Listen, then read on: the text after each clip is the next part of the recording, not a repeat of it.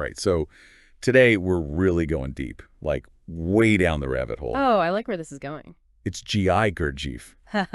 You know, the mystic, the philosopher, the Kind of a hustler too, right? exactly. That's what was so fascinating. And we're looking at his autobiography, Meetings with Remarkable Men. Mm. So straight from the source. I mean, talk about a unique perspective. He's not just theorizing, he's telling us what he lived. You know, the people, the events, all that shaped his whole philosophy. It's like a blend of East meets West, but with adventures and these strange encounters. Right. Like almost too good to be true, some of this stuff. So where do we even start with a life this remarkable? Well, his dad's a good place, right? Yeah. Ed Ashe, the poet, storyteller, huge influence. Gave him that moral compass, I guess, which is funny considering, the hustler aspect we were talking about. Yeah, but there's always this underlying search for truth, and the 4 commandments his father gave him, I mean, those really stuck with him. Oh, yeah, the commandments, remind me, what were they? So first, fulfill all obligations to parents. Second, be a good friend, never betray trust. Third, love your country and people. And the fourth, wasn't it to be fearless? Almost like his dad knew the kind of life he'd have. Yeah, it really makes you wonder. But even beyond that, there's these weird things that happened to him when he was young. The Yazidi boys, for instance. I remember reading about a circle or something. What was that all about? So he sees this circle drawn around these boys, and they can't get out. Like, it defies explanation. They just couldn't leave. What, was it a trick or something? It's not clear, but for Gurdjieff, it's like it kicks off this fascination with, forces we can't see. All right, so we've got this young Gurdjieff starting to form his ideas, then, bam, he gets shot. Almost like fate testing that be fearless commandment, right? And the crazy thing is, he becomes friends with the guy who shot him, Pyotr Karpenko. Talk about bonding over a near-death experience. It's insane. So, near death, unlikely friendship.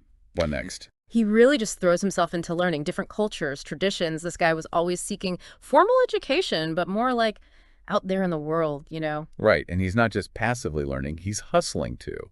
Like, what were some of those schemes? Oh, man, he cleaned ear tubes, repaired pianos, even had a corset business. Super resourceful. Ear tubes. That's not what I picture when I think spiritual seeker. It's very practical, though, right? Funding his travels, his search. And he wasn't above taking advantage of some folks, like the newly rich, obsessed with European culture. Bit of a mischievous streak there. Definitely. Makes you think, how did all that affect his views on money work? I bet he didn't see wealth as the end goal, more like a tool for something bigger. You're right. It's about fueling his search for truth, for self-development. But his methods, questionable sometimes. That's what makes him so complex. Okay, so we've got the adventurer, the hustler, the learner. When does the spiritual teacher part really come in? It's actually always there. It's evolving alongside everything else. And the story about Vitsitskaya really shows it. Vitsitskaya. I don't remember her. Who was she? So he meets her on a ship. She's basically being trafficked. And Gurdjieff, he intervenes, rescues her, helps her find her own way. A literal rescue. Wow. What was her role in his life? She had all these insights into music and the mind, studied with a group called the Monopsyche Brethren. They thought certain musical scales, could change your state of mind. Wait, like music is self-transformation? Experimenting with frequencies and stuff? Yeah, like tuning instruments to specific frequencies to evoke emotions, even higher states of awareness. Vitsitskaya brought all that to Gurdjieff. That's wild. Music having that kind of power. Right, and it shows another part of how he approached things, always looking for unconventional paths, not just books and theories, but really experimenting. It's like every step of his journey is pushing boundaries. But you mentioned something about a stolen manuscript in a secret brotherhood earlier. What's that all about? Oh, the stolen manuscript. Now that takes us deep into the search for ancient wisdom. This is where the Sarmung Brotherhood comes in. It's a whole other level of adventure and mystery. Ready for this? Bring it on. So it starts with this weird parchment Gurdjieff gets. He doesn't quite know what it is, but it catches the eye of this Prince Lubavetsky. Hold on, a prince? Okay, this is getting good. What did the parchment have to do with the Sarmung Brotherhood? Turns out it had clues to their location. They're this secret society, holding on to ancient knowledge. And Lubavetsky, he's got connections to them. So was he trying to use Gurdjieff to find them? Pretty much, yeah. He offers to buy the parchment, but Gurdjieff, he gets this feeling, refuses to sell. Lets the prince make a copy, though. And get this, Lubavitski is so impressed by Gurdjieff, he invites him along on the search. Now, this is sounding like a movie. Did they actually find the Brotherhood? They did, but it was a whole journey. And in their monastery, Gurdjieff sees this apparatus. Unlike anything he'd ever seen, it's this thing with balls on strings. Used to teach ancient wisdom through dance. Wait, hold up. Ancient wisdom through dance? How does that even work? So each ball, it represents a concept, and they arrange them in different ways to show these complex ideas. Then these priestesses, they learn the arrangements and dance them out. We're literally dancing knowledge. It's amazing how his life is all these things. Adventure, spirituality, pushing the limits of what we know. It really is. And we're just scratching the surface here. There's more to this brotherhood, his encounters with dervishes, all kinds of stuff. It's already a lot to take in. Makes you wonder, what if he hadn't met them? Would he have just kept on with his businesses? Would his path have been totally different? It's fascinating to think about. Welcome back. Gurdjieff's journey, right? You were just talking about that incredible Sarmung brotherhood and their whole dance wisdom I thing. know, it's still kind of blowing my mind. But like you said, he didn't stop there. Always on to the next challenge, the next level of understanding. Right. And sometimes the challenge comes out of nowhere. Like, picture this. He's in the mountains, bumps into this old dervish. Okay, I'm picturing it. What was so special about this dervish, though? What did Gurdjieff learn?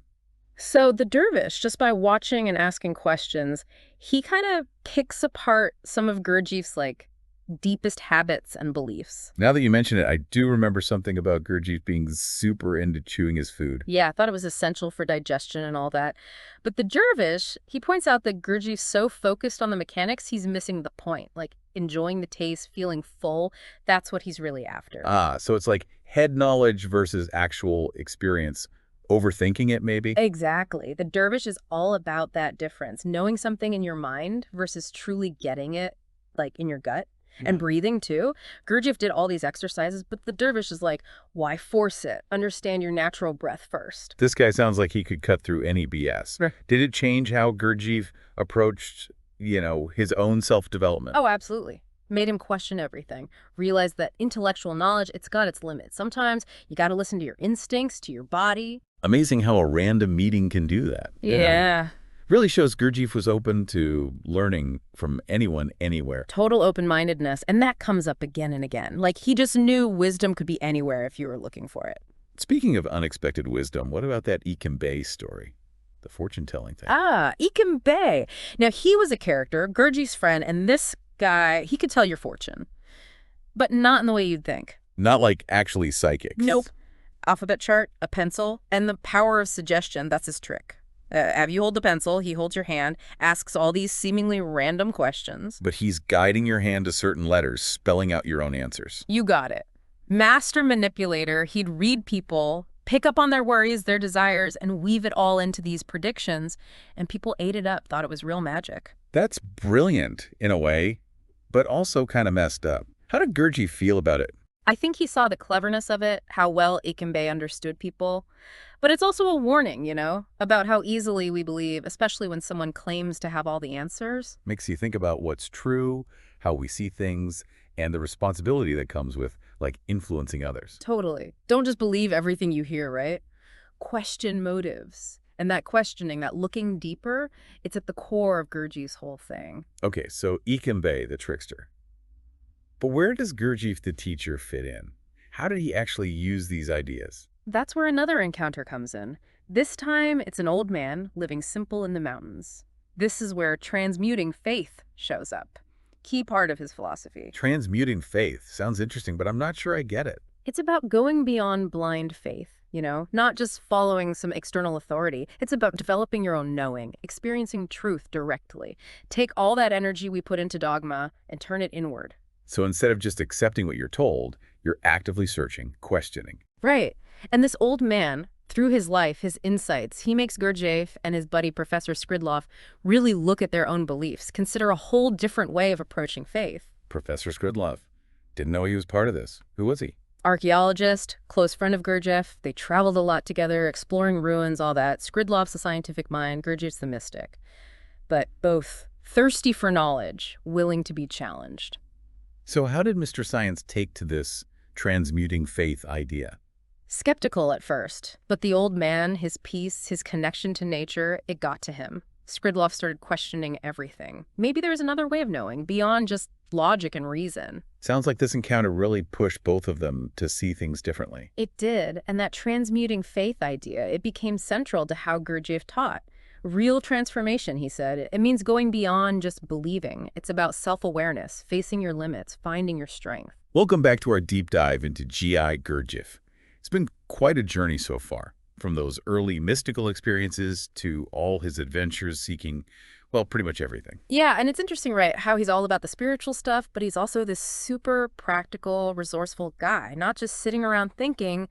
He's out there in the world making things happen. Definitely. A man of action. But speaking of action, wasn't there that crazy riverboat incident with him and Professor Skridlov? Oh, yeah, the Amu Darya, classic Gurdjieff story. Unexpected twist, really shows his quick thinking and how well he understood people. So what happened exactly? Give me the rundown. They're on this steamer going down the river, and it gets stranded, but it's not just a broken engine or something. The Amu Darya, it's known for these shifting sandbanks. Basically, the river changed course, left them high and dry. That's already a nightmare. And weren't they traveling in disguise, too? Right, dressed as dervishes, trying to keep a low profile. Can you imagine Professor Skridlov, the archaeologist, trying to pull that off? Pretty far from his usual digs, huh? But it shows how dedicated they were to their mission, I guess, going to all these lengths to explore and learn. Totally. So back to the boat. Things get even weirder. A bunch of Sarts, the local people, they find these sacks of money, Tianji, that Gurdjieff and Skridlov supposedly left behind. Wait, they live behind sacks of money. That doesn't sound like the Gurdjieff we've been talking about. Always got a plan, right? It was an accident. In all the rushing around, they just forgot about it. And this is where understanding the Sarts is key. These people, super honest, strong community ties, they're determined to give the money back, even if it means delaying their own trip. So the dervish disguises worked in their favor. The Sarts thought they were these, holy men who wouldn't just leave their stuff behind. Exactly. It's like sometimes even the best plans go wrong, and it's the kindness of strangers that saves you. It's a good reminder that resourcefulness isn't always about tricks and schemes. Sometimes it's about trusting people, seeing the good in them. Couldn't have said it better. And even though they're stuck, this whole thing leads to another amazing encounter. Another one. Who was it this time?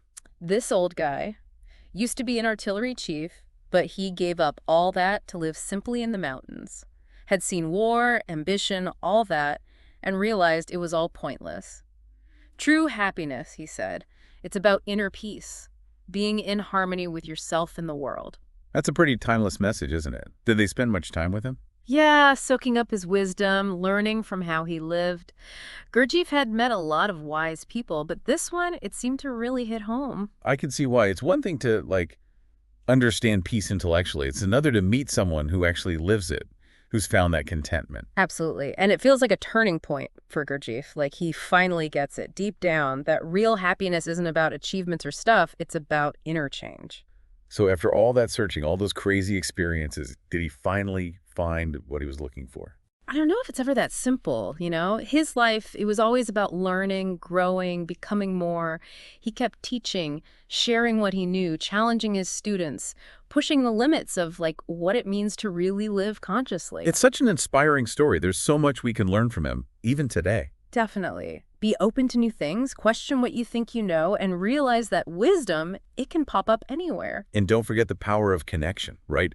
Whether it's someone's unexpected kindness or that shared search for truth like Gurdjieff and Skridlov had. So true. His whole life shows that you can find meaning in everything.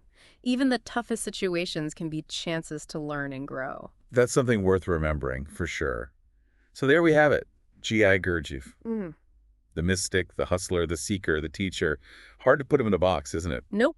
Lived life on his own terms, and he's still making us think, challenging us, inspiring us all these years later. Thanks for taking this deep dive with us. Until next time, keep exploring, keep questioning, and be open to those remarkable encounters that life throws your way.